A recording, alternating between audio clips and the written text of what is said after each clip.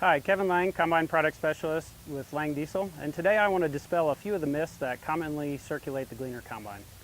The first you can see right here is the feeder house. The first myth we always hear is that our feeder house is too small and that we can't have the same capacity as competitive machines.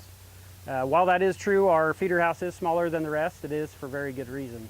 We like to say at Gleaner we do things different, but we don't apologize for that. Our feeder house is 39.5 inches wide. That is the same width all the way front to back, all the way up to the rotor. So we actually feed our rotor at 39.5 inches wide. With a competitive machine, although your feeder house may be 55 inches wide, in the end you end up funneling down to a 30-inch diameter rotor. Now what that causes is a lot of wear and tear on those internal components on your machine. Those are typically your high wear areas, your transition cone, the feeder floor in those areas. There's also feed beaters and flighting and different things in those areas to help with that crop transition. We feed head first, front to back, all the way up to the rotor. Like I said, 39.5 inches wide all the way through, the same width as our concave, and allows us to get that head first thrashing and separation. That typically allows us to consume less horsepower in tough conditions, allows us to run in tougher, greener conditions as well as damper conditions. Like I said, those are typically the problem areas on a competitive machine in those transition areas.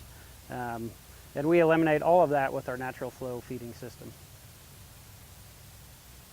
The second myth that we hear is that we've got an old, outdated unloader design, but once again, we do this for a reason. It's a very simple system. There's a single cross auger in the bin that's connected by a U-joint all the way through the auger. It's a very simple design. It consumes very little horsepower. We get the highest unloading rate in the industry, as well as we have the least amount of crop damage to our crops. A lot of customers that harvest seed soybeans, prefer a Gleaner combine because it reduces cracks and splits when they're unloading, and it provides a better overall grain quality at the end. So like I said, we have very good reach. The end of our spout is angled, so it actually kicks it out several feet farther than the tip of the unloading auger. And then the other nice thing, the way the auger swings out from its resting place, it swings very high, so we can actually fold our auger out while the grain cart is next to us, whereas a lot of the competition has to fold their auger out first and have the grain cart pull on underneath. So to illustrate the simplicity of our unloading auger design, this is the main drive chain that drives our unloading auger. I can come in here and turn over our whole unloading auger system by hand. What that means is it's less horsepower for the machine. We don't go through right angle turns up through a turret style auger. So it simplifies both the drives and the wear and tear components on the unloading system. On competitive machines with a turret style auger, that's typically where you face the highest wear items, the vertical augers, gearboxes and things of that nature. Really reduces the overall maintenance cost to your machine, provides a better grain sample and the fastest unloading rate in the industry. So as I mentioned before with the feeder house, we come up 39.5 inches wide to our concave. So this section right here is our concave. We have about a 90-degree wrap. And then we turn into our transverse rotor. So 2.5 turns across the rotor and the material comes out the discharge chute. Like I said, head first feeding, simple. We do have 360-degree separation on our cage, which allows us to do the same work in a much more compact package. It also reduces grain damage because the crop gets out as soon as it's threshed. The other secret to our machine down below here is our accelerator roll technology. So what we have are a couple rubber lugs that take that crop once it's threshed through the rotor and accelerate it down at 4 times the speed of gravity. What that allows us to do down on the cleaning system is to put a lot more air against that crop to blow the trash out the back, but yet keep the grain inside the machine because it's accelerated down. In addition to that, we do have a dual outlet fan, which blows air up through the chaffer and sieve like everybody else does, but then also has a horizontal air blast across the top of the shoe to pre-clean that crop as it's falling down from the accelerator rolls. With the distribution augers above the accelerator roll lugs, we also even our crop out across the width of the machine to get a nice even shoe loading.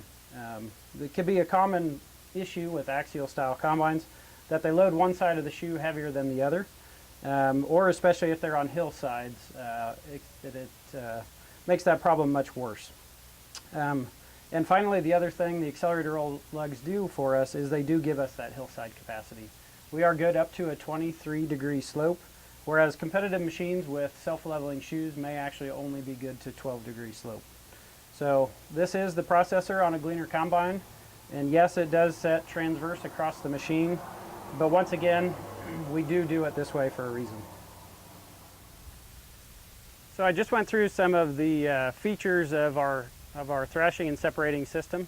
The best way to summarize that and put it into perspective is to compare feeding a draper head versus feeding with an auger head. For those of you that have run an auger head and then a draper head, you see how easy and smooth that draper head feeds the machine.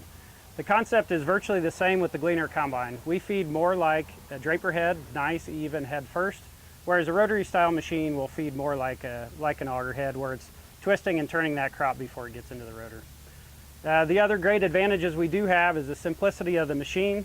We run simple straight through drives that are easy to service and maintain.